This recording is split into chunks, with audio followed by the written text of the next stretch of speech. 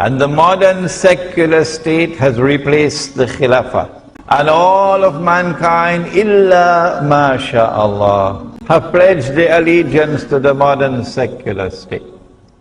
Loyal to the modern secular state and to its constitution. And as a consequence have said goodbye to Allah and to the Khilafah. The modern secular state says, no, Allah is not Al-Malik. Sovereignty does not reside with Allah. Sovereignty resides with this state. The people are sovereign, not the Lord who created them. You don't need a PhD to understand that that is shirk. And that's the one sin that Allah will never forgive. Mr. Cameron, you went to Indonesia and gave one of the most hypocritical and dishonest speeches I have ever heard in my life. It was dishonest because you went there to sell them guns, bombs, planes, but also to flog them democracy. To sell it like a second-hand car salesman sells a faulty car. No brakes, faulty engine, but go on, take it for a drive. Take this democracy, which you didn't tell them back in Britain is increasingly getting a more and more soiled name. Democracy, you didn't tell them, mixes money and power like no other political system. Go and ask them in Russia, where Putin is famous for corruption. Go and ask them in India, where corruption is rife.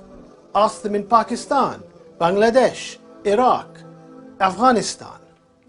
Everywhere you go, democracy mixes money and power and corrupts politicians. And that's what you told them to have in Indonesia. That was the lie you sold them. And as for the hypocrisy, when you started to say that the people of the Middle East want freedom and the authoritarian regimes are against democracy, you never told them that you backed those authoritarian regimes. You went to sell them arms like you're selling arms in Indonesia. You didn't tell them when you walked arm in arm with Aung San Suu Kyi that British government rendered Abdul Hakim Belhaj from Libya to be tortured. You didn't tell them that in Britain you lock up Muslims, your minority population, you lock them up for 7 or 8 years without a charge, without a trial, without showing them any evidence, like in the case of Babar Ahmed. And then you have the gall to tell them that you stand for freedom and democracy. People don't listen to your words, they watch your actions. Islam protects minorities. Islam protects the rule of law. Islam obliges them to account the ruler. Islam does all of this in the Khilafah system. And they know you back the regimes in Bahrain, in Saudi Arabia, all over the world that crush people who try to re-establish this Islam through peaceful means. And they know you do this because you fear the day that Islam is established in the Khilafah, because you will lose control over the resources of the Muslim world that you crave after so much. And that's why one day, inshallah ta'ala, you will see the inevitable re-establishment of the caliphate in the Muslim world. Capitalism today actually has failed. Look at the global financial crisis. So what is the alternative? We've tried everything in the Muslim world. I think Muslims are very clear nowadays that Saudi Arabia really is far from an example of the implementation of Allah's Sharia. It is not the caliphate, it's not the Khilafah. It's a kingship, it's a monarchy, which we don't have. This was created by the British. And so today, Saudi Arabia and Pakistan and Sudan, these governments have been exposed that they pay lip service to the Sharia. And actually to end tyranny in the Muslim world, people think if there is a ruler who cares only about Islam, he will send the army to defend the people of Gaza, which the Saudi government never did. He will use this huge wealth, this huge oil resource for the Ummah, so that Somalia down the road, where our brothers and sisters are starving, will be catered for. This is what the Khilafah did and would do, and this is something that all the so-called states today actually failed to do. To re-establish the caliphate is an Islamic obligation. Allah subhanahu wa ta'ala describes in the Quran very clearly that it is a duty for Muslim societies to be governed by the Sharia of Allah. It was not revealed for Muslims to put on a shelf. And that's why the call for the caliphate has always been a clearly understood obligation. What is the Khilafah state? The Khilafah state is a state established for the first time by Nabi Dawood alayhi salam in the Holy Land, the holy state of Israel, restored in Medina by Nabi Muhammad alayhi salatu wasalam. The Khilafah state is a state which recognizes Allah as Al-Malik, as the king, whereas in political terminology it should be translated as a sovereign.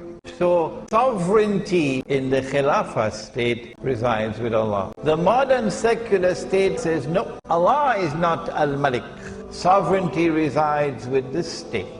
The people are sovereign, not the Lord who created them. You don't need a PhD to understand that that is shirk. And that's the one sin that Allah will never forgive. It's a wake-up call for us to make tawbah before it's too late. The Khilafah state recognizes Allah's authority as supreme. He is Al-Akbar. The modern secular state says no, the authority of the state is supreme. There is no authority above the state. And the states are all organized under the United Nations organization, and the authority of the Security Council of the United Nations is Al-Akbar, not Allah. The Khilafah state says that Allah is Al-Hakam, the supreme lawmaker. His law is the supreme law. And when He says haram, no one can make it halal. And when He says halal, no one can make it haram. There is a verse of the Quran which declares that to be shirk, to legalize and make legal what Allah has made haram. That is shirk.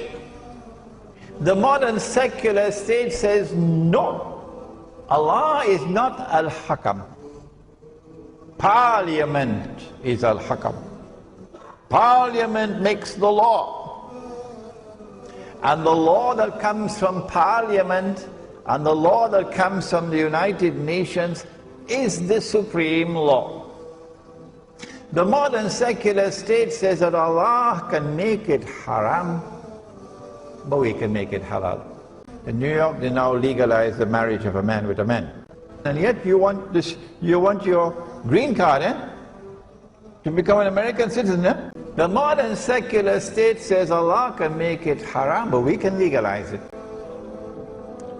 Shall I give you some examples? Did you know that Allah prohibited money being lent on interest? Did you know that?